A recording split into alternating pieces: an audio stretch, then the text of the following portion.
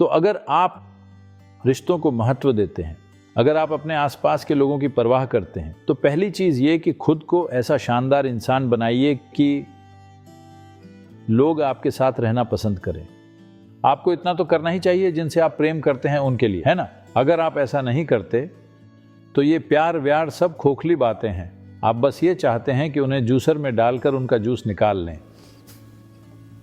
अधिकतर लोग ऐसी स्थिति बना लेते हैं कि वो एक दूसरे के बिना नहीं रह सकते, लेकिन वो एक दूसरे के साथ भी नहीं रह सकते।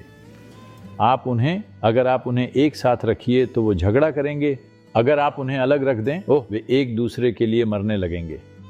फिर उन्हें साथ कर दीजिए। 24 घंटे के भीतर फिर से जीवन के कुछ पहलुओं को पूरा करने के लिए प्रकृति ने हमारे साथ कुछ चालें चली हैं।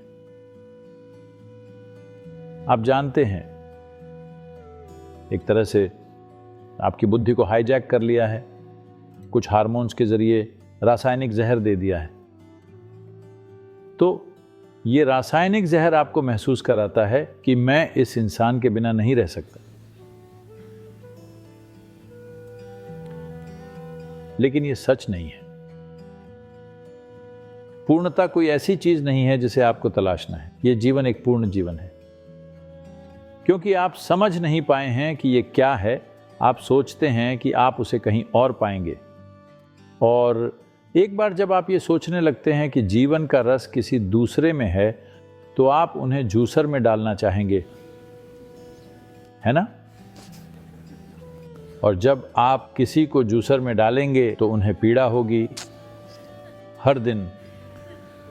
हर दिन किसी भी तरह उनसे जीवन और रस निचोड़ना, ये एक भयानक प्रक्रिया है। ये सही और गलत का सवाल नहीं है।